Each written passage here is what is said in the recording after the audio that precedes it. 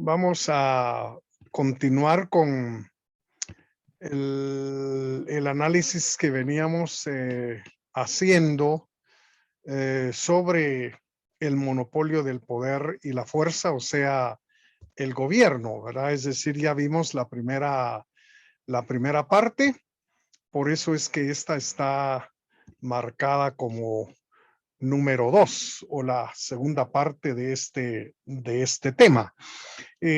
Bueno, hoy vamos a referirnos a algunos personajes tal vez más conocidos que algunos de los que vimos la vez anterior, ¿verdad? Porque en la primera parte mencionamos a gente como Marsilio de Padua, por ejemplo, ¿verdad? Y su teoría de uh,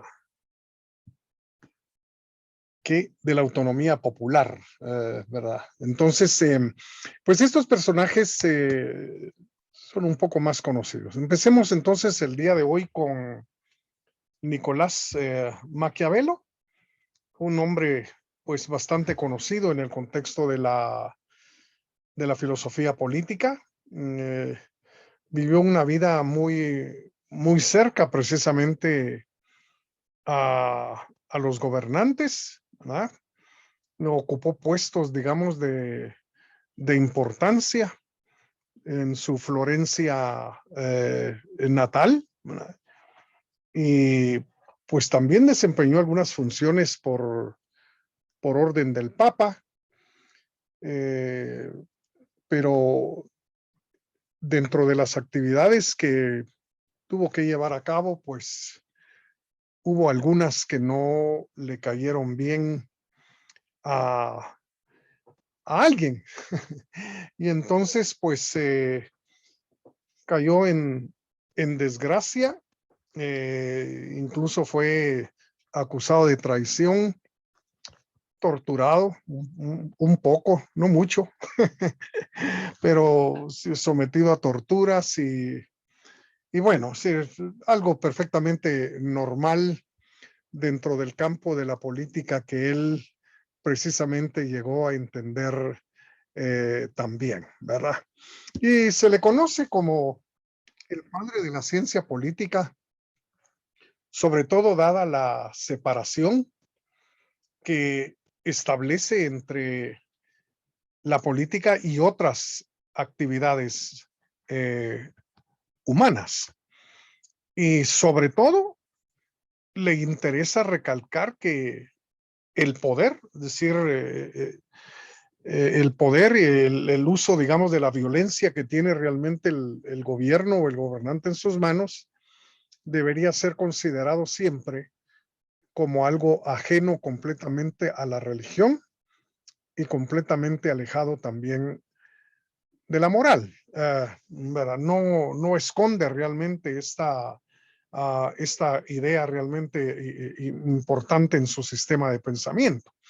Dicho de otro modo, lo que Maquiavelo vino realmente a hacer fue sustituir el deber ser por lo que realmente es. De ahí que se le atribuya pues un carácter científico y hasta cierto punto fundacional en la ciencia política. Aunque precisamente recordando a Marsilio de Padua, pues ya vimos que también filósofo del siglo XIV, pues hizo también bastante por mantener separada la política de la iglesia, la política de la religión. Pero obviamente el tiempo pasa, las situaciones cambian y entonces el tiempo de Maquiavelo pareció ser un tiempo mucho más propicio para promover, digamos, la idea de que no debemos andar por ahí recomendando cómo se debe ejercer el poder, cómo debe comportarse un gobernante, sino simple y sencillamente llevar a cabo un trabajo descriptivo. Pues la cosa es así, nos guste o no nos guste. Y precisamente por ese alejamiento de la religión y de la moral, a Maquiavelo se le considera pues como uno de los grandes fundadores de la política vista científicamente. Entonces, esto condujo definitivamente al hecho de que aunque sean inmorales, ¿sí? Aunque sean inmorales, los fines políticos justifican siempre los medios empleados, ¿verdad? Es decir, el fin justifica los medios, un principio maquiavélico sumamente importante. Y precisamente por alejar la política de la moral, es que él no se mete realmente a calificar los fines, ¿verdad? Porque los fines de alguna manera son valoraciones. Los fines son aquello que alguien a la hora de actuar considera importante de lograr, de alcanzar, digamos, de concretar como objetivo. Y entonces no vamos a ponernos realmente a discutir eso, ¿verdad? Sino que más bien hay que verlo desde el punto de mira de que no importa cuáles sean los fines, los medios serán siempre plenamente justificados para poder lograrlos. Y entonces podemos decir que la cuestión con Maquiavelo no es tanto la legitimación del poder, si no es eso realmente lo que le preocupa. Pero claro, otros autores se preocuparon por tratar de justificar el poder, ¿verdad? ¿Cómo se justifica realmente el poder que tiene el gobierno, el monopolio de la violencia que tiene el gobierno? Bueno, desde San Agustín recordamos que se justifica, digamos, el poder del gobierno dada la pecaminosidad de los seres humanos, ¿eh? Desde el punto de mira de Tomás de Aquino, pues se justifica el poder del gobernante en aras del bien común, como le denomina Aristóteles. En fin, otros se ocuparon realmente de hablar de la legitimación del poder del gobernante, pero a Maquiavelo lo que le interesa es mantenerlo. Una vez que el poder se tiene en las manos, hay que mantenerlo eh, a base básicamente de fuerza, pero también de astucia, ¿verdad? Que son, según él, la fuerza y la astucia los únicos elementos que son capaces de explicar por qué cayeron imperios y gobernantes, ¿verdad? Es decir, no emplearon adecuadamente y en su momento la fuerza por un lado y la astucia por, por el otro, ¿no? Digo una pregunta. A ver, sí, por favor. Podríamos decir entonces que, tomando este último ejemplo que usted decía, ¿verdad? De que requiere astucia y fuerza, se me hace que tal vez este periodo de la época desde 1954, tal vez hasta 1985, aquí en Guatemala, ¿verdad? Estos que se vio golpe tras golpe tras golpe, podríamos decir que ese periodo entonces fue un periodo maquiavélico. Bueno, yo creo que daría pie, digamos, para esa afirmación sin mayores dificultades, pues, ¿verdad? A pesar de la diferencia entre Guatemala y Florencia, pero algo ahí de similar definitivamente se puede encontrar, ¿verdad? Estamos de acuerdo, pero no sé si quiere agregar algo más al respecto de su comentario. Gracias, Lick. Sí, no, yo lo decía porque por estos dos adjetivos, ¿verdad? La astucia y la fuerza, porque si vemos quién es el que daba el golpe de Estado al comandante, ¿verdad? Era el propio ministro de la Defensa o el Ajá. jefe del Estado Mayor. Entonces, hasta cierto punto requería esa astucia, ¿verdad? Venir y derrocar al jefe, ¿verdad? Sí. Y segundo, pues la fuerza, ¿verdad? El poder coercitivo que ejercía sobre los demás miembros del ejército. Entonces, por eso lo planteo como un periodo maquiavélico. Sí, no, está bien. Perfectamente. Donde quiera que se dé eso, estamos hablando de un comportamiento decididamente maquiavélico, ¿verdad? Donde quiera.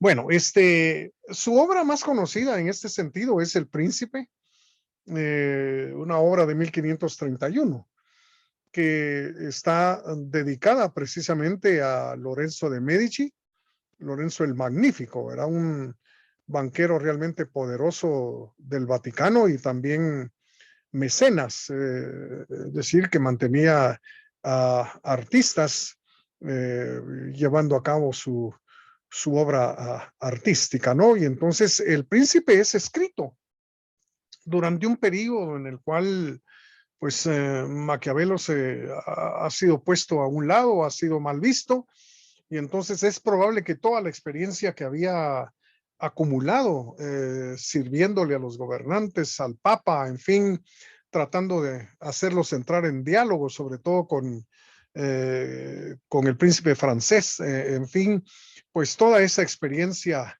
es obvio que está aquí presente en esta obra, ¿no? Y entonces, uno de sus intereses, digamos, fundamentales es qué es lo que se puede hacer para volver a unificar a Italia y sacarla en términos generales de la crisis, ¿verdad? Ese momento Italia está viviendo pues un periodo realmente de guerras, de grandes dificultades, los mismos estados pontificios, algunos ya no quieren saber absolutamente nada, digamos, de su dependencia con el papado y quieren realmente una auténtica autonomía. Entonces, ¿cómo realmente enfrentar esas situaciones y superarlas?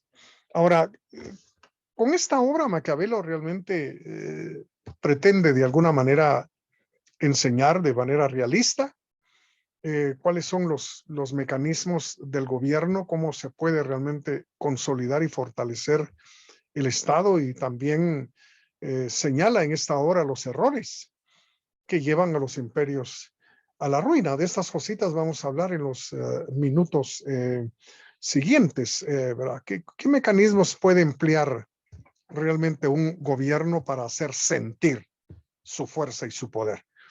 ¿Cómo se puede consolidar y fortalecer realmente el Estado? Lo cual significa cómo ampliar su poder, ¿verdad? Y por supuesto también señala los errores que llevan a los gobernantes y a los imperios a su propia ruina. Entonces, tenemos aquí una obra que está alejada totalmente del pensamiento político antiguo, en el cual la práctica política se encuentra, digámoslo, ensombrecida por la idealización de gobiernos y de ciudades utópicas. Hay autores que han empezado a pensar, digamos, en sociedades utópicas. Podríamos mencionar aquí, por ejemplo, los ensayos de Montaigne, podríamos recordar la utopía de Tomás Moro, podríamos recordar la Ciudad del Sol de Tommaso Campanella y algunas otras obras donde realmente se idealizaba, digamos, al gobierno y también la vida en sociedad. Maquiavelo no quiere tener absolutamente nada que ver con esa clase, digamos, de discurso, sino quiere poner de algún modo los pies en el suelo y dejar en claro las cosas tal como son, no como deberían de ser, ¿verdad? Entonces, aquí tenemos a un león por un lado y a un zorro por el otro lado, porque según el príncipe, el lenguaje de la fuerza es el único que Maquiavelo considera realmente necesario para mantener el poder, ¿verdad? No se trata de buscar consensos, no se trata de ponernos a dialogar, a ver a qué negociación realmente nos conduce todo eso y algunos acuerdos, no, nada de eso. Es decir, aquí el poder se tiene y hay que usarlo, ¿verdad? El poder por el poder mismo, simple y sencillamente, es el único lenguaje, parece decir Maquiavelo, necesario para poder mantener y mantenerse también en el poder, ¿verdad? Incluso cuando habla de la palabra virtud, para Maquiavelo la virtud no es otra cosa que una mezcla de fuerza, de valor, una capacidad, digamos, de resolución, de astucia, inteligencia y, por supuesto, de estrategia. ¿Verdad? Entonces, considera él a un gobernante virtuoso, a un gobernante que encarna definitivamente estas estas características, el empleo realmente de la fuerza, el recurso claro, digamos, al poder, el ser valiente, el tomar decisiones y ejecutarlas, pues, ¿verdad? Es decir, capacidad de resolución, astucia y, por supuesto, inteligencia y estrategia, es decir, formas realmente de hacer lo que se tiene que hacer, es decir, mantener y conservar el poder. Por eso es que Maquiavelo, recurriendo a ciertas figuras, dice que el príncipe debe ser a la vez un león y un zorro. ¿Eh? Un zorro para detectar las trampas, ¿verdad? El zorro, de hecho, es sinónimo de listura, de inteligencia avispada, y el león, pues, con su poder y su presencia majestuosa, pues, para espantar a aquellos que quieren definitivamente comerse al gobernante, ¿no? Entonces, entre el león y el zorro, ahí debe estar el carácter, digamos, de un gobernante realmente virtuoso, ¿verdad? Y por supuesto establece que el principal fin, digamos, de la práctica política es conservar exitosamente el poder. Si para él de nada sirve gobernar si el poder se va a perder, digamos, de la noche a la mañana. Es decir, lo más importante que debe tener en mente entonces quien tiene el poder es conservarlo, mantenerlo y, por supuesto, ampliarlo, ¿verdad? Ampliarlo, de modo que abarque a más gentes, más territorios, en fin, ¿verdad? Es decir, Maquiavelo está promoviendo entonces que el interés fundamental de quien tiene el poder es el poder mismo, mantenerlo y ampliarlo. Y respecto precisamente al poder, aconseja que se opte de ser posible por el poder absoluto. Porque si se comparte, el príncipe entonces llegará a tener una menor autoridad y tendrá que sofocar frecuentemente rebeliones internas, ¿verdad? Si ya se señalaba hace un momentito, ¿verdad? Lo sucedido vez tras vez en Guatemala, donde los ministros de la defensa básicamente pues eran los grandes protagonistas de los golpes de Estado y sustituían al gobernante, aun cuando hubiera sido electo democráticamente, ¿no? Y entonces, según el pensamiento de Maquiavelo, ahí es donde está el problema, ¿verdad? Si se comparte, peor aún, si se reparte el poder, entonces el príncipe va a tener obviamente menos capacidad de responder. ¿Mm?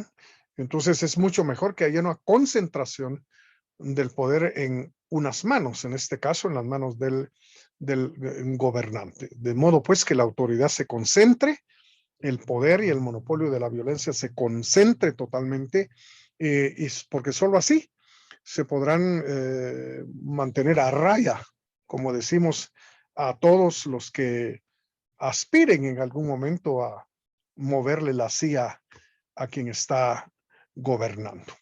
Ahora, una de las cuestiones, por supuesto, que le preocupan a Maquiavelo en esta obra es si el príncipe debe mostrar un gran corazón, un buen corazón y ser generoso, digamos, con su pueblo, o por el contrario, si tiene que ser avaro, ¿verdad? Agarrado, como decimos común y corrientemente, incapaz de soltar un solo centavo de ayuda para nadie, ¿verdad? Entonces, en ese sentido, dice la obra que si el gobernante se porta generoso, se considerará una buena persona, un buen gobernante, pero se va a perjudicar gastando constante y permanentemente, pues, porque la gente no se sacia.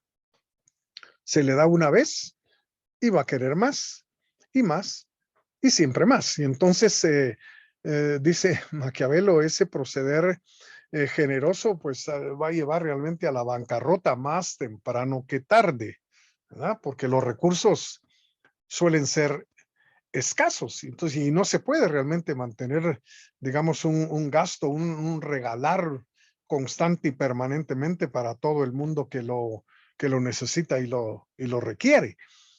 Pero si es avaro, dice Maquiavelo, pues va a evitar imponerle impuestos a la gente, porque no va a necesitar mucha plata, mucho dinero, y entonces no va a resultar gravando el bolsillo de los ciudadanos con más impuestos. Y la gente, por supuesto, dice, estará más dispuesta en ese sentido a ayudarle en momentos difíciles. No cabe duda que Maquiavelo tiene una plena conciencia de lo difícil que debe ser tomar decisiones, digamos, como gobernante. Es decir, porque si se hace algo, pues resulta malo, y si se hace lo otro, pues también. Y entonces, como que no se puede mantener satisfecha a toda la población, ¿verdad? Y entonces señala aquí los riesgos de ser generoso y los probables beneficios que pudiera tener si es, por el contrario, avaro, ¿verdad? Ahora, ¿qué decir de la crueldad y la compasión? ¿Debe realmente ser cruel el gobernante o debe ser compasivo, ¿verdad? Se tiene una actitud, digamos, de compasión hacia su pueblo, hacia su gente, ¿verdad? Entonces, lo que Maquiavelo dice es que la compasión ciertamente es algo bien visto, ¿verdad? Pero se necesitará emplear la crueldad en algunos momentos, ¿verdad? Es decir, como quien dice, está bien que se compadezca de los que sufren, de los que tienen graves necesidades, pero que no pierda de vista la necesidad de ser cruel en algunos momentos, porque la crueldad, dice Maquiavelo, bien administrada y sobre todo desde el principio, evitará crueldades futuras. Entonces parece darle más bien un énfasis mayor al empleo de la crueldad, ¿verdad? Es decir, no tener miramientos ni temores, en fin, etcétera, de provocar incluso el terror en la población, ¿verdad? La crueldad, si se administra bien y desde el primer día, evitará crueldades futuras, porque la gente entonces se va a poner a pensar, con este hay que andar con cuidado, ¿verdad? Porque parece que está dispuesto a todo, ¿verdad? Esa es la idea realmente central, diría yo. Y también se hace la pregunta Maquiavelo de si el gobernante debe preferir ser amado o temido, ¿verdad? Es decir, que la gente lo quiera, que lo ame, o realmente es mejor que lo tema y le tenga miedo, digamos, la población. Lo que Maquiavelo dice es que la gente olvida fácilmente el amor, ¿verdad? Y la caridad, pero recuerda siempre el temor. Eso sí, un poco difícil de olvidar, ¿verdad? Ahí quedan huellas, quedan heridas, a veces literalmente hablando, y entonces el temor es algo que permanece, mientras que la actitud amorosa, pues es algo que muy fácilmente se olvida, y hasta podría la gente pensar que es un tonto, ¿verdad? Cuando realmente puede que no sea así. Entonces dice Maquiavelo ser estimado y admirado por su pueblo, por los nobles y el ejército es algo que el gobernante debe siempre procurar, ¿verdad? Y en ese sentido, pues aconseja el acometimiento de grandes empresas para beneficio, por supuesto, digamos, de la población. También el manejo adecuado de la política interna y realizar, dice, premiaciones o castigos que sirvan de ejemplo para sus súbditos. Es que esto significa que para Maquiavelo no es solo simple y sencillamente el empleo, digamos, de la maldad, de la violencia, de la crueldad, sino que también hay algunas indicaciones aquí, ¿verdad? De quedar bien en la medida de lo posible con los ciudadanos, sobre todo con la nobleza y por supuesto con los que tienen las armas, ¿verdad? Porque si no tendrá que recurrir en algún momento a alquilar, digamos, soldados o qué sé yo, grupos armados, lo cual tampoco es aconsejable, decía Maquiavelo, ¿verdad? Porque los que luchan por un salario, por un sueldo, pues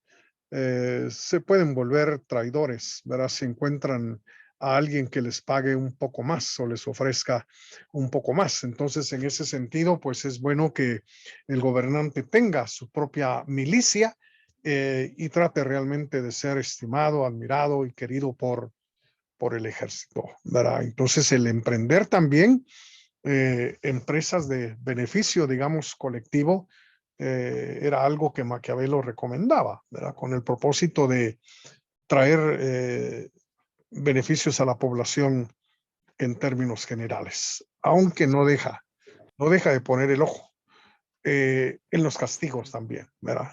Tanto como Bueno, en las previaciones. Sí, a ver. gracias, Alex. No sé si ahí está, gracias en esa.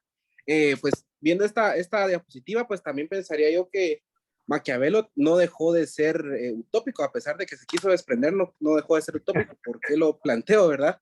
Ajá, Uno, porque si vemos en la diapositiva, creo que hace dos diapositivas, veíamos de que recomendaba de que el gobernante fuera avaro, ¿verdad? sí, Entonces, si lo analizamos un poco ya con las teorías modernas, bueno, con las teorías económicas, perdón, tal vez no las modernas, con las teorías económicas, que dicen que un Estado que no percibe impuestos es un Estado que no va a poder sobrevivir, ¿verdad? O sea, ¿de quién se va a alimentar al final de cuentas? Entonces, ¿por qué planteo que es utópico? Porque aquí en esta diapositiva está planteando Maquiavelo que pues se tiene que ser estimado y admirado por su pueblo, ¿verdad? uh-huh, Pero si no es un gobierno que pues realmente tiene ingresos, ¿verdad? ¿Qué seguridad social va a poder proveer? O sea, sí, ¿cómo realmente se va a ganar el amor del pueblo? Y ni siquiera con necesidad de ser violento, ni siquiera con necesidad de ser cruel, va a ser percibido como un gobernante cruel. Entonces, es cierto yo que hasta cierto punto sí también está rayando un poco la utopía Nicolás uh-huh. Maquiavelo.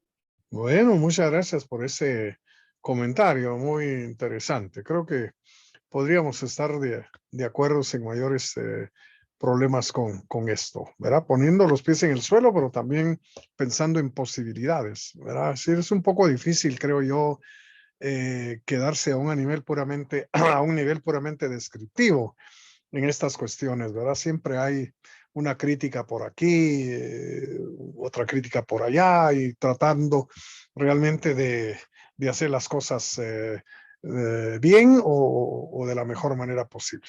Bueno, muy bien. No sé si hay algo más que alguien quiera decir en relación con Maquiavelo antes de que pasemos a otra cosa. Yo, licenciado, Bueno, licenciado, sí, a ver. solo con una consultita, solo me pareció eh, tal vez esa preguntita de que con la obra que ahorita que estamos hablando sobre el príncipe, Uh-huh, me surgía la duda si Maquiavelo tenía también, o cómo veía, por ejemplo, esos como grandes conquistadores o uh-huh, emperadores, por ejemplo, a Carlos Magno, a uh-huh, Constantino el Grande o hasta Gengis Khan, por ejemplo, uh-huh. si como había pensado o tenía como cierta como forma del gobierno que ellos también ejercieron en su momento. Uh-huh. Bueno, este es un poco difícil, digamos, encontrar algo en relación con ello en el pensamiento de Maquiavelo y creo que es razonable porque la gran preocupación de él era su Florencia querida, ¿verdad? Esa era realmente la enorme preocupación, a pesar de tener en mente, digamos, el mapa de Italia. Su preocupación realmente fundamental era la ciudad de Florencia, que se encontraba, digamos, en esos momentos viviendo conflictos verdaderamente importantes. Y entonces parece ser como que Maquiavelo creía que lo que se necesitaba era un gobernante como el que él describe, digamos, en esta obra para solucionar de una vez por todas las dificultades de toda clase que Florencia estaba viviendo. Había mucho raterismo, mucha traición. Bueno, decir, era una cosa realmente terrible, ¿no? Entonces, por estar su interés, digamos, focalizado básicamente en la ciudad de Florencia, pues no tiene mayores consideraciones sobre los grandes emperadores, ¿verdad?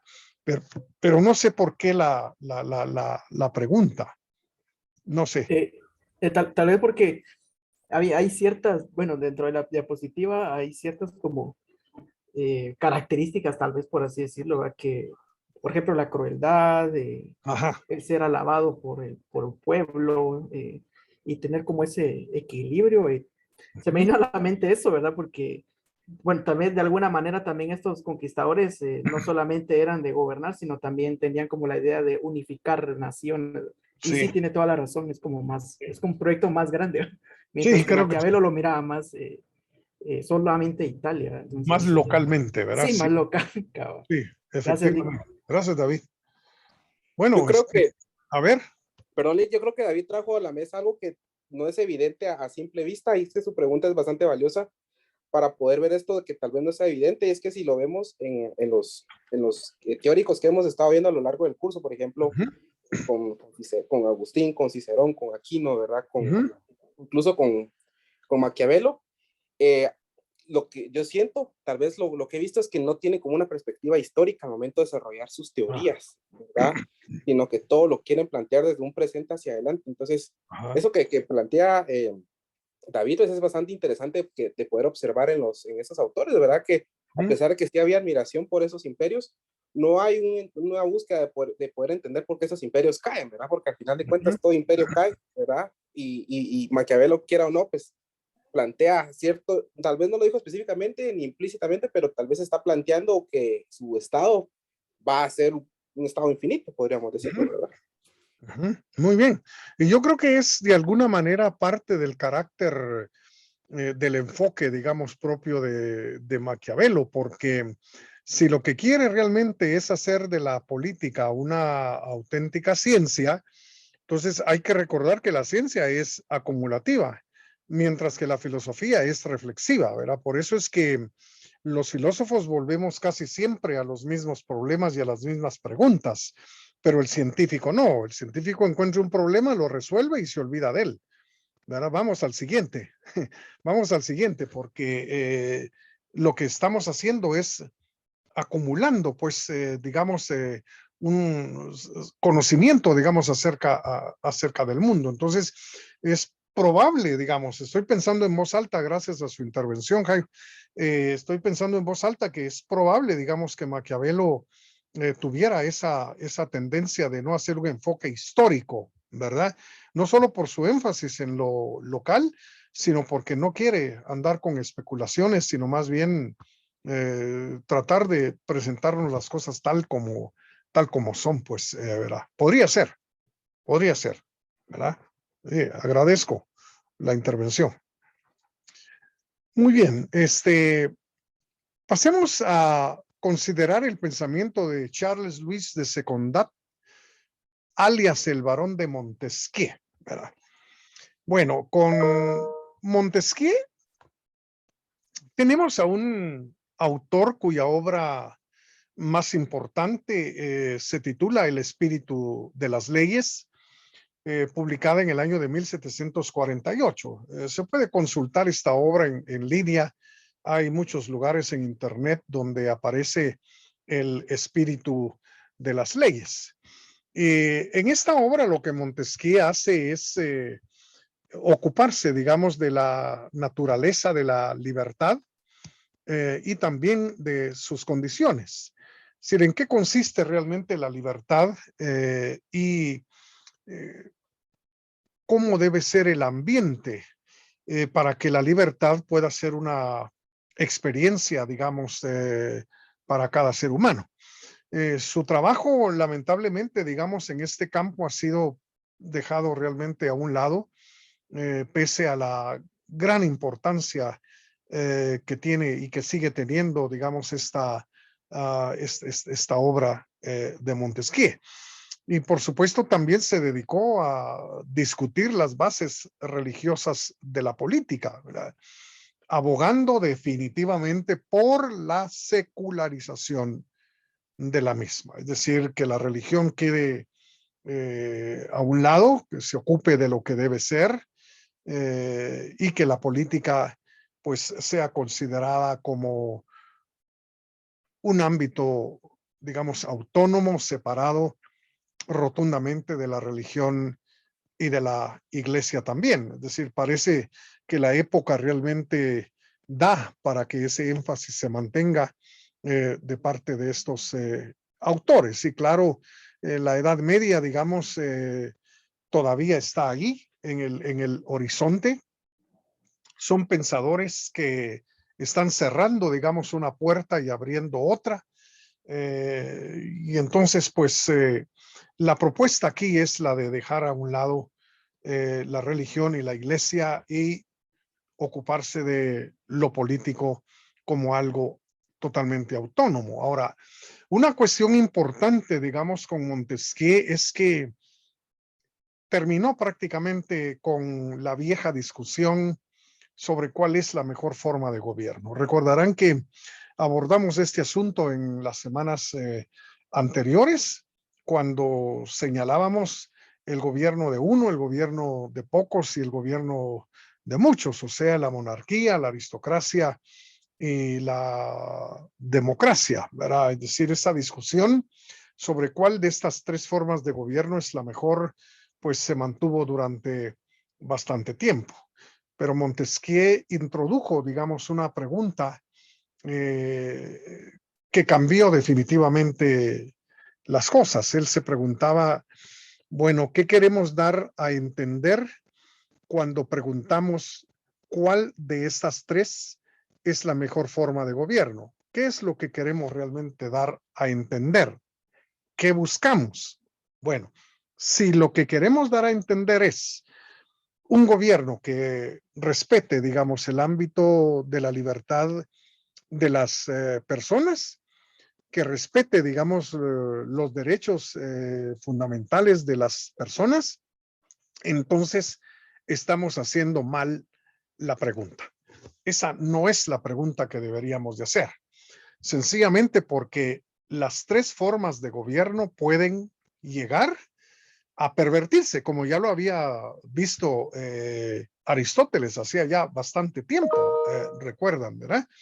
Las tres formas de gobierno legítimas que se pueden volver ilegítimas, eso pensaba ya Aristóteles, y Montesquieu parece ir en la misma línea de pensamiento, es decir, si se trata realmente de preservar la libertad individual y los derechos de las personas, pues ninguna de las tres formas de gobierno es garantía de ello, ¿verdad? Y entonces la pregunta que se debe hacer es otra.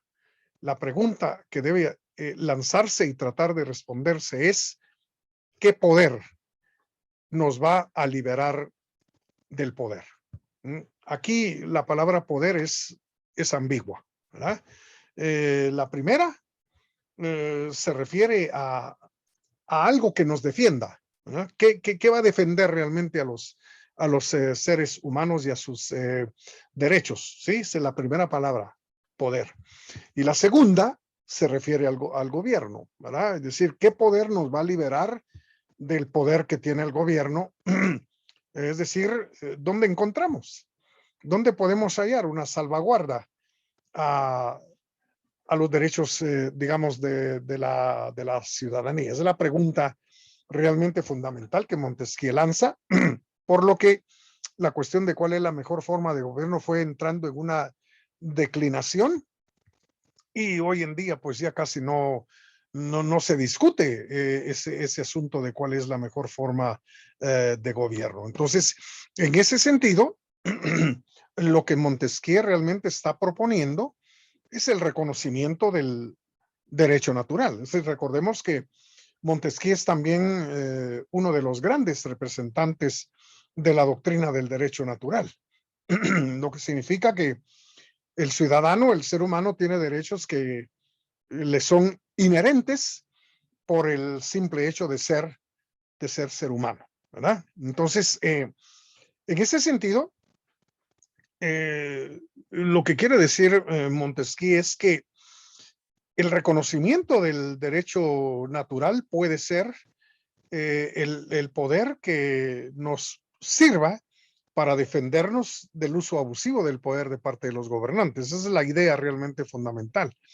O sea que aquí la pregunta no es cuál es la mejor forma de gobierno, sino cuál es la defensa que nosotros los ciudadanos podemos tener ante el uso abusivo del poder.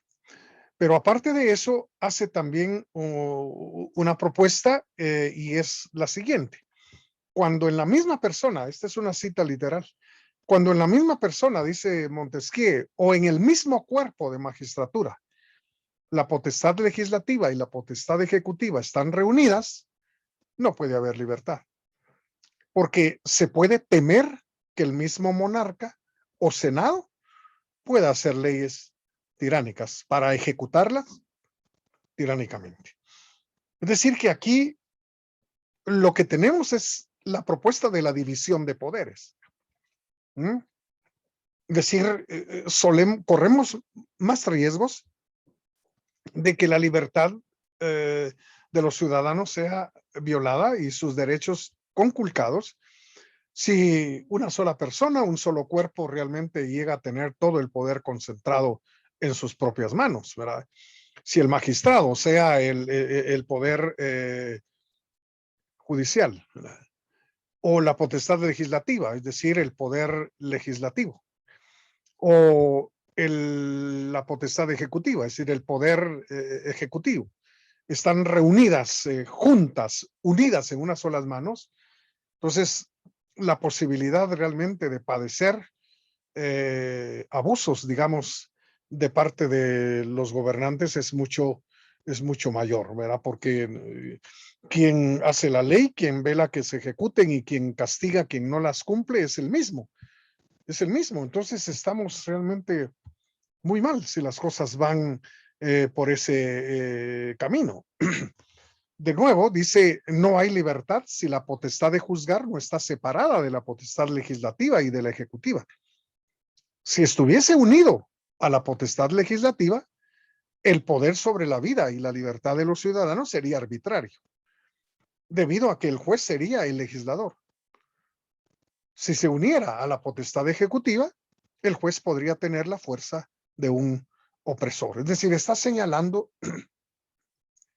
los vicios y las consecuencias, digamos, terribles que se derivarían de tener estas tres potestades o estos tres poderes perfectamente unidos y concentrados, ya sea en un cuerpo o en una persona, ¿verdad? Es decir, entonces, es Montesquieu uno de los grandes defensores de la división de poderes como garantía, digamos, de la libertad y de los derechos ciudadanos. Y concluye diciendo, todo estaría perdido cuando el mismo hombre o el mismo cuerpo, ya sea de los nobles o del pueblo, ejerza esos tres poderes.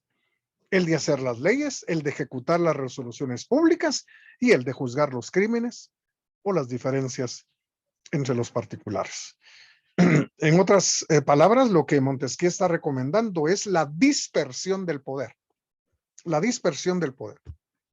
¿Verdad? Que esté realmente repartido entre el organismo legislativo, ejecutivo y judicial para no ser objeto, digamos, de abusos. Por supuesto, esta propuesta encontró eco en la gran mayoría de países. Lo que pasa es que en algunos, como Guatemala, la división realmente de poderes está solo en el papel, ¿verdad? Ya todos sabemos cómo los magistrados responden a los intereses políticos, digamos, muchas veces del presidente, cómo los jueces también responden, digamos, a los intereses del Ejecutivo y también del Congreso, si no hay realmente una verdadera independencia y controles menos, ¿verdad? Controles menos, ¿verdad? Entre los tres poderes. Y por ello es que tenemos un sistema pues en el cual es muy fácilmente abusar del poder, promover la corrupción, el ladronismo y todo lo que nosotros sabemos que son males inherentes, digamos, a la organización del gobierno en nuestro propio país. Ahora, hay que decir lo siguiente para concluir con esto.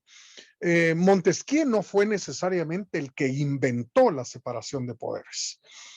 Lo cierto es que ya había sido John Locke el que había hecho una propuesta similar, ¿verdad? Teniendo en cuenta también la similitud con el derecho natural que hay entre Montesquieu y Locke. Los dos son grandes campeones del derecho natural, pero lo que me interesa señalar en este momento es que es de la lectura de Locke que Montesquieu recibe la influencia de la separación de los poderes, aunque se reconoce, digamos, que en Montesquieu la propuesta está un poco más ampliada, un poco más en claro, para decirlo en otras palabras. Entonces, la división de poderes, la dispersión, digamos, del poder y su respectiva autonomía de cada uno de los sectores, de los tres sectores del gobierno, pues ha sido una de las importantes propuestas que se han hecho en la civilización occidental para mantener el poder que se le da a los gobernantes bajo control y con ciertos límites. Bueno, yo voy a dejar aquí mi discurso el día de hoy. Hay tiempo y oportunidad para la participación de ustedes todavía.